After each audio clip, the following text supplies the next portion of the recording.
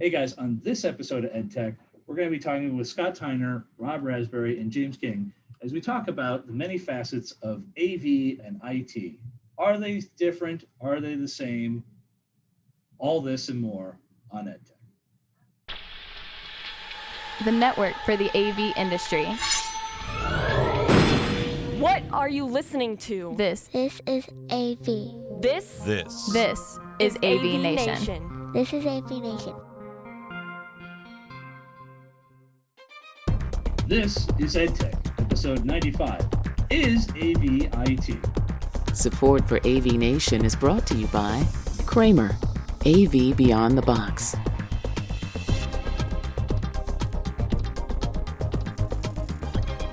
This is EdTech, the monthly higher ed tech podcast. I'm your host, Bill O'Donnell. And this month, I'm joined by Mr. James King. How are you, sir? I'm very good. Thank you for having me. Of course. Mr. Scott Tyner, how are you, sir? Hey, Bill, I'm doing great. And last but certainly not least, Mr. Rob Raspberry, how are you? Doing great. Always great to be here with you guys. Of course. So, our article today comes to us by way of Scott. It's kind of a fun one just because Scott has been writing a couple of articles about how AV and IT are, if not the same thing, they're certainly similar. I would almost do the bit of, it's literally oranges to oranges at this point. However, in this article, which is entitled, it comes to us by way of rave pubs, it's AV is IT. And through the article and everything, it does bring up that as Scott was, listening to the, watching the HETMA end user panel, there were still some folks who were like, no, AV is different than IT. And the trouble about that is that, you're already starting to see a number of AV things that have been on the IT realm for a good while. And more than anything, I've been seeing a lot more of our colleagues who, there have been some folks who have started off at manufacturers and now are at integrators, or they've done like the grand circle and, they've gone from being with an integrator, they're at a rep, they're at an end user, whole thing.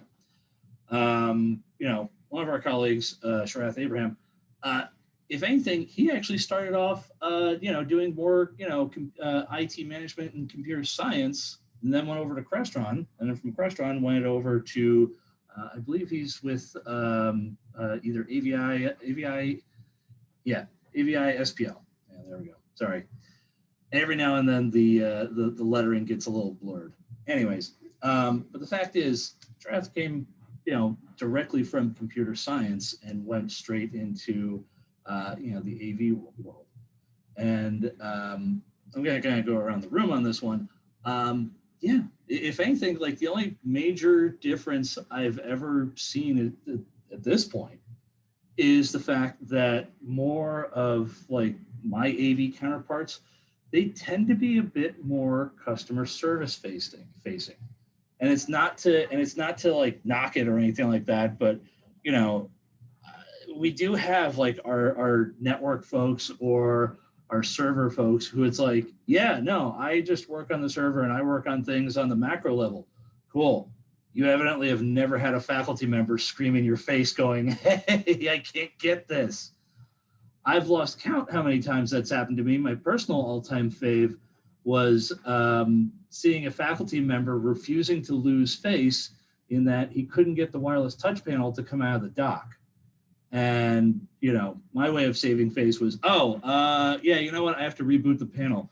Push the invisible button in the corner and it popped out.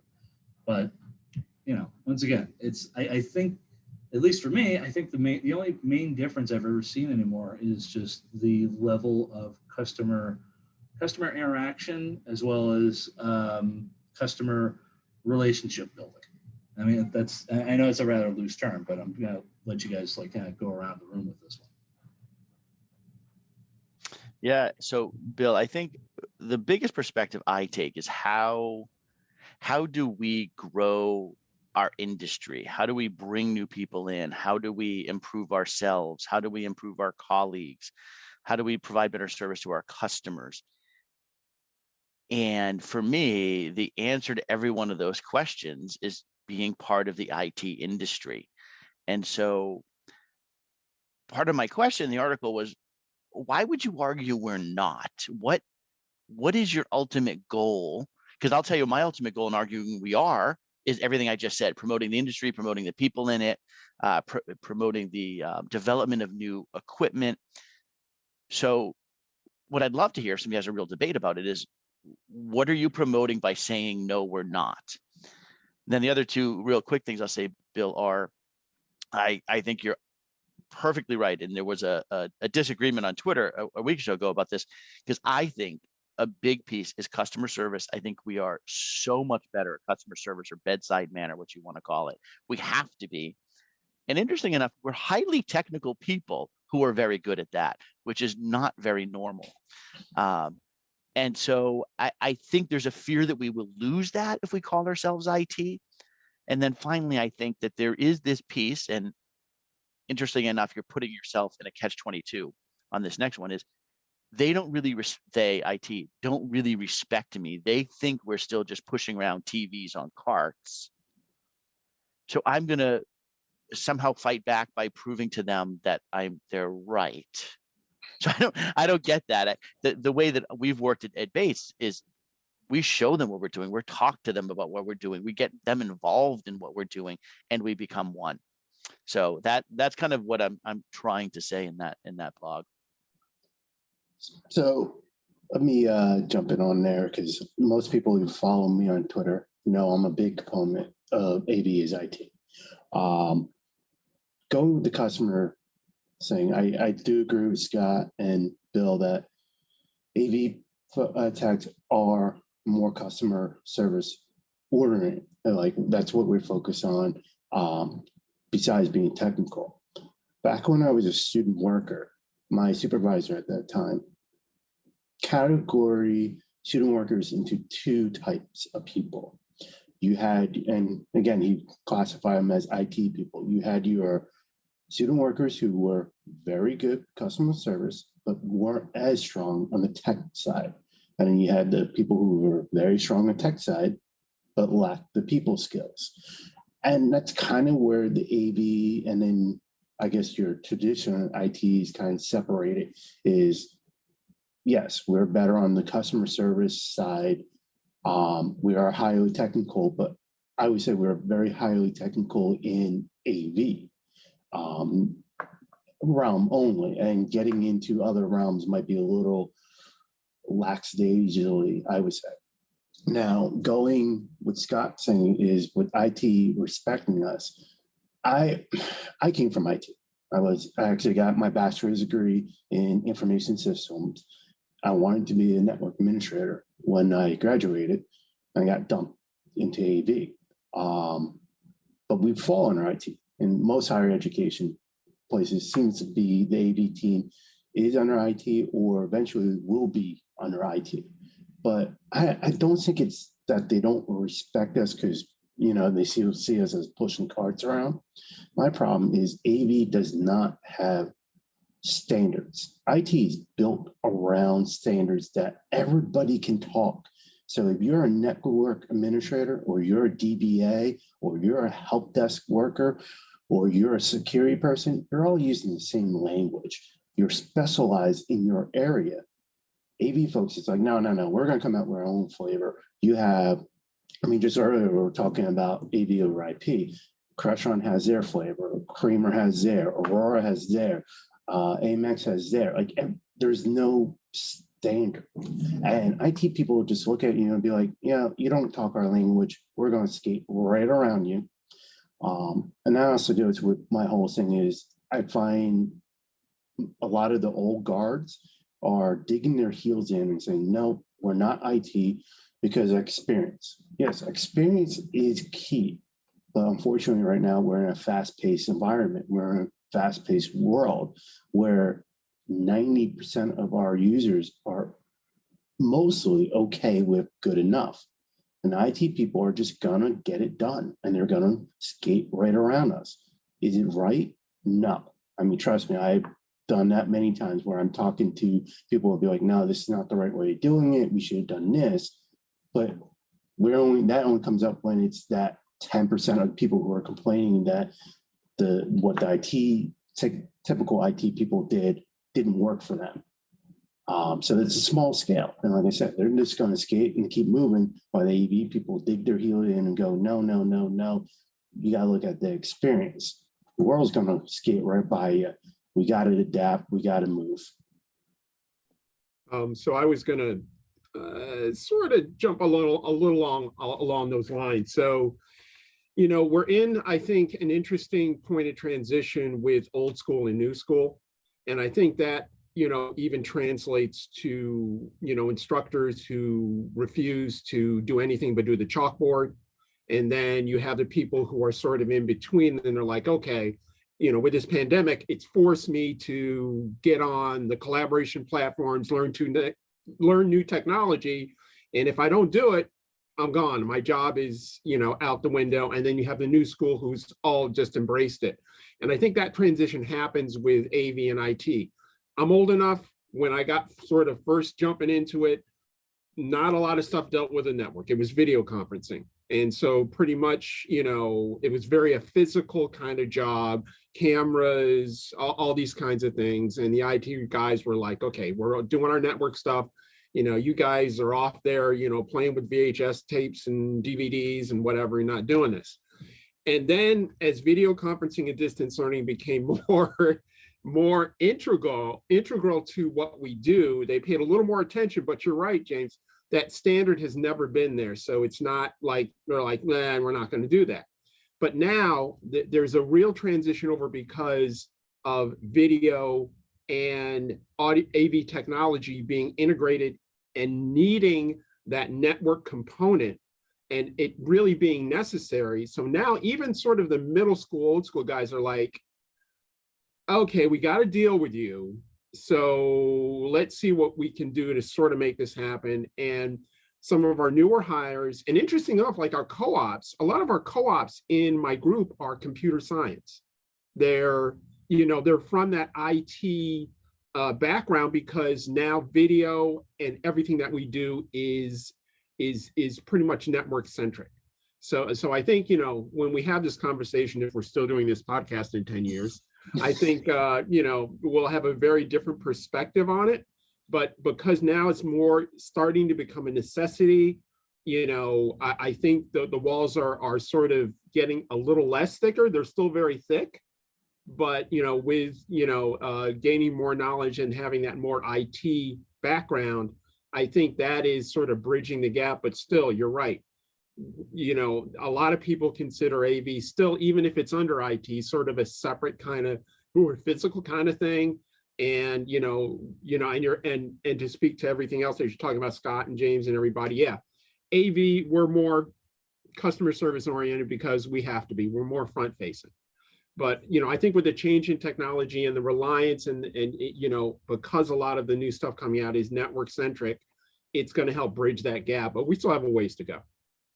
The only thing I would like to add there, and I think I mentioned this with Scott in the Twitter thing, is I think what it is we need to define what IT is and define what AV is. Because, a lot of people would say, oh, you're throwing on the network, it's IT. Throwing on a network does not make it IT. Network is not IT. IT is this ugly blob that incorporates so much and just keeps soaking up. Networking is just a small subset, and that's where I put AV. AV is just a small subset underneath this IT umbrella that keeps growing and growing and growing. It's like a high-back system. A high-back system goes on a network, but is that IT? I don't think so. And I defined this on the higher ed podcast I did with Joe Way, where I said IT to me is information technology, using technology to share information between two people, the users. So a high-back system is not IT to me, because you're not sharing information.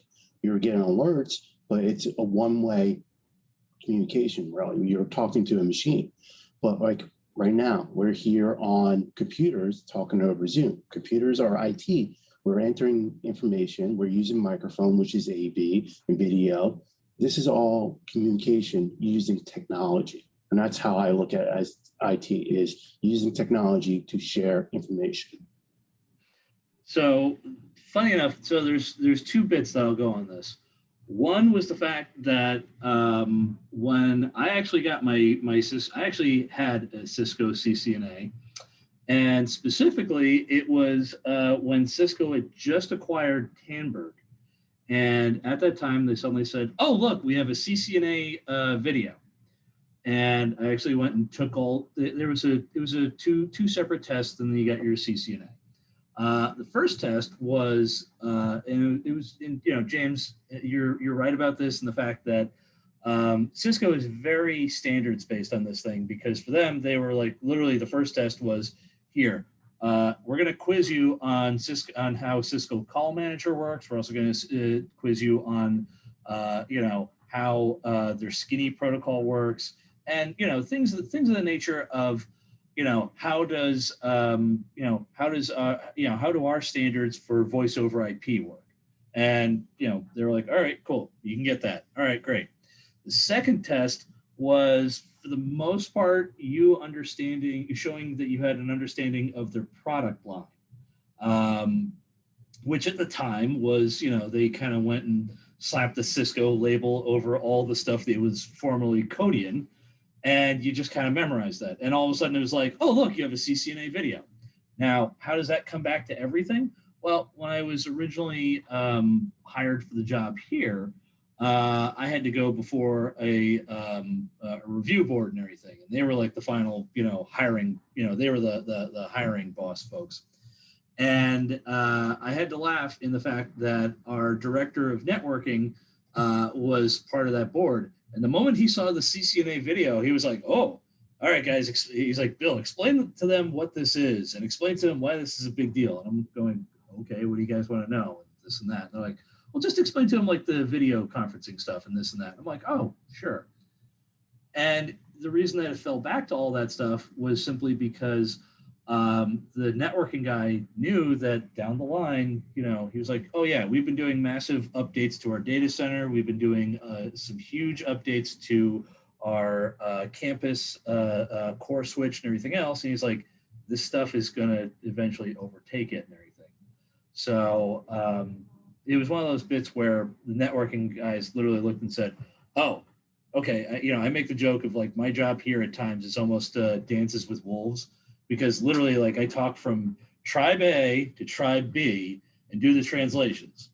Now, I know that sounds like, oh, wow, Bill, it sounds like really AV really is IT. And it's like, it is.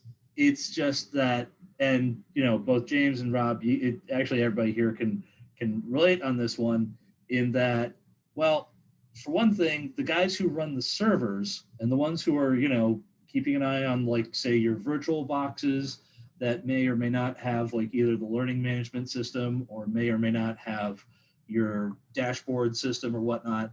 For them, they go, yeah, listen, that stuff's going. It's cool. It's like a fleet mechanic. The fleet mechanic does not really interact with how oh yeah, the seat isn't really comfortable in van 125. It's not his job. So in this case, like I kind of view it as, yeah, AV is IT in the fact that we are one of the main customer-facing portions of IT. And more often than not, we'll get called in on things like, oh, Zoom isn't working. Oh, Zoom is only working for half an hour. Okay. And later on, you find out that the person was using their own personal Zoom account instead of using, say the faculty provided or, enterprise provided one. And it's just a little, it was just a little hiccup. Now, is that going to be the end of the world? No. But if you ask the folks who are, either A, maintaining the Zoom licensing, they're going to go, yeah, why are you dragging me into this? So we're doing a lot of the customer facing stuff, and it's a lot more, listen, this is the way I kind of tend to view everything as whenever I get a ticket about stuff. And that is, the folks are looking at this stuff for the first time ever. Mentally, I have to go in with the idea that they know nothing. It's not me looking down so much as, guys, if I said, hey guys, have you checked out the new HD based T transmitters? All four of us would say, oh yeah, sure. I've read up on this one. Oh, I know that one. The faculty are going to look and go, huh? So, they're not, remember, these are folks who have terminal degrees. These are folks who, might be in the midst of dissecting a fetal pig. They might be in the midst of, breaking down iambic pentameter, or they might be, going over statistical data that, has already put most of the class to sleep. Anyways, but that's my bit of it. And that is, yes, IT is a big overarching umbrella, but not all of the components either A, talk to each other, and not all the components, as James put it, not all of them are really, two-way data transfer. Like, one of the things that's getting thrown my way that I went, okay, fine, is we're going to be putting up room scheduling panels. And I said, okay, cool. Can we make it to where folks can do ad hoc scheduling? And they said, no, not for this building. No. This is going to be controlled just by this folks and this and that. And I'm like, okay, so I'm going to make them read-only panels. Yeah. Okay, cool. Guys, you do realize, like, you specifically asked for the higher end panels that can do two-way communication, and you just wanted to do one-way. I'm like, we could get like some e-ink panels that'll do this. And they went, no. We need it to be high end and this and that. And I'm going, sure. Okay. No problem. Do I find it fulfilling? Sure. Do I think it's really two-way communication? No. It's pathfinding, but that's about it. I know you guys are all looking at me like laughing, just like, oh yeah. Just wait. Scott eventually will be like, hey Scott, you have to put up these room scheduling panels in your across your campus. It's a POE drop, but whatever. Go ahead, Rob. You're just pointing and laughing. Go ahead. So yeah, I was going to say that. And I don't know how I can even word this. IT is more wide-reaching. It's more encompassing. It's more system-oriented, and AV is really sort of a part of that. So it's interesting. So if you hire an IT person, do they have to have AV skills? No. Nowadays, I hate to say it, but I'm not hating to say, I'm just saying that when you're hiring an AV professional, do they have to have some IT skills? Absolutely. They really do. And so, whether it's just basic OS troubleshooting skills or these kinds of things, that now has to be a part of your repertoire. And so, within that, you find that sometimes there's that degree of miscommunication. Is a systems admin person going to really interact with, an AV guy that's dealing with a touch panel and dealing with, control systems in a classroom? Probably not. If they're hosting some type of collaboration platform, say it was a media site or, on-premise Kaltura, that kind of thing, then there might be some cross communication there a little bit. But, IT is just so all encompassing that, at this point, sometimes we get sort of caught in that sort of small black hole where we deal with you every once in a while. But as the bottom line and the requirement in higher education affects the bottom line, yeah, we'll get more of a voice and there'll be more communication and more, encompassing and integration in that. Great. That's a good point. I think Dave Dento on Twitter has summed it pretty well, because he's another one that AV is IT. He kind of refers to the IT as the medical field. And like AV folks are like your plastic surgeons.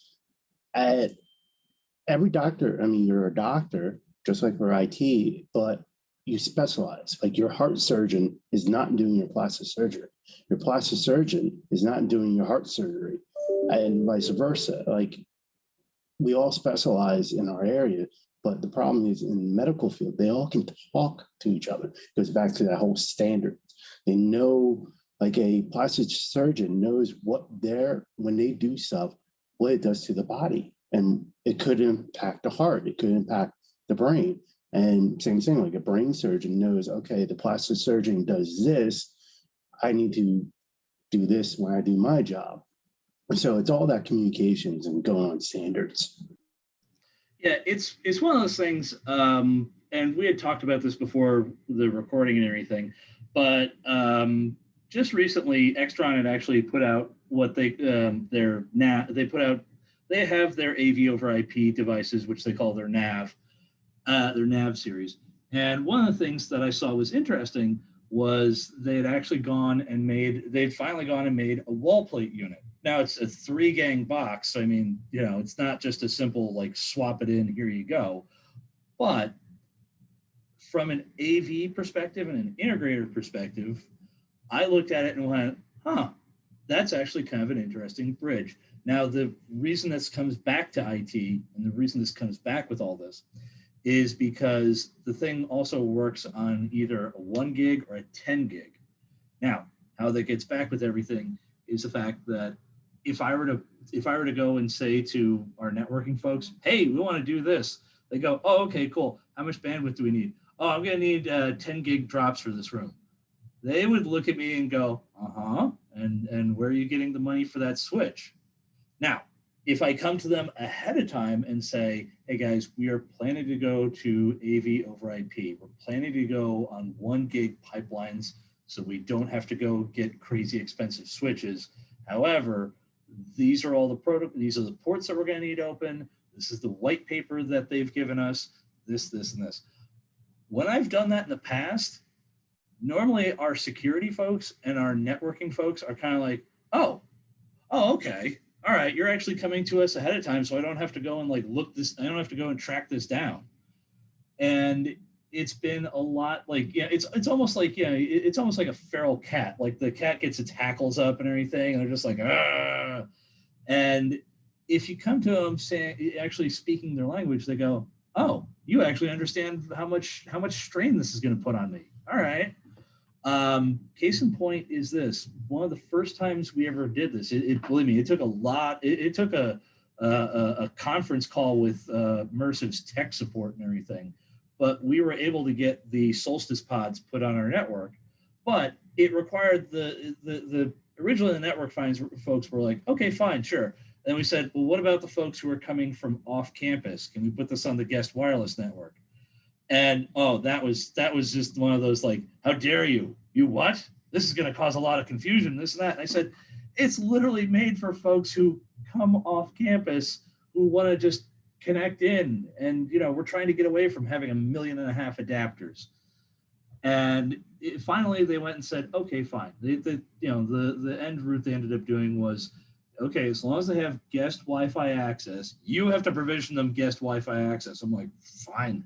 I was like, whatever. I'm like, that's something I'm passing on to anyone who invites someone on campus. I go, here you go. You can provision it for 24 hours, whatever. But once again, that is more of from an AV perspective and from a tech manager perspective, it's cool to have this equipment, but the networking folks, if they don't see it as you're trying to, speak their language or come to them on this, I think they will look down, because if anything, it's simply, they'll look at it as like a little kid going, I want this. Hey, do you even know how that works? I want it. But if you go and say, I would like this because this is going to improve things. This will do this. This makes my life easier. I know this is a lot for you to do, but if I show you all the stuff that safeguards it and locks it down, here you go. It shouldn't be a big deal. In the end, really all ended up happening was that stuff got ended up putting up on its own VLAN, and we had all the ports listed for what we needed to access via the dashboard software and everything. And, now we have, I want to say like at least 30 pods across the campus and everything. And, I can tell you at a moment's notice how many of them are being used and even what type of devices are using them. Although I still laugh because they still actually have a category for BlackBerry, but that's a whole separate thing. Anyways, So that being said, guys, thoughts, comments, lavish praise upon Scott for his well put together article. Awesome article. Just that will have people talking for a long time, Scott. Great article. Certainly got some people worked up on Twitter. I know that. The IT AV debate is never going to go away. They've been talking about before we have, and it's going to be talked about after this. But Scott, definitely a great article. And just I want to add one thing about that panel bill, read only. I would say it's still two-way communication. You have a user who's entering the information into your scheduler, and then you have a user who sees it on the panel. So that's still two-way communication dealing with users. But again, Scott, great article. I've now been officially touche turtle on this one. That being said, guys, that is about all we have for this month. As always, I'm just going to go a quick round the room. Scott, where can the fine folks, actually, if anything, where can the fine folks find this article at? The article is on Rave Pubs, and you can find me on Twitter at @Steiner or on LinkedIn. There you go. Mr. King, where can the fine folks find you at? You can find me on Twitter, AV_James King, or on Twitter or LinkedIn. There you go. And Rob? LinkedIn's the place to find me. Well, there you go. You can certainly find me on Twitter. Usually I'll be messing with Joe Way or on the backside, probably making some fun comments to Sharath Abraham, which might add, if anything, as I say, I happily have some fun conversations with that man. If you can, follow him on Twitter. So there you go. Did the name drop for the day. Anyways, as always, this is EdTech, part of the monthly podcast of the AVNation family. As always, this is EdTech.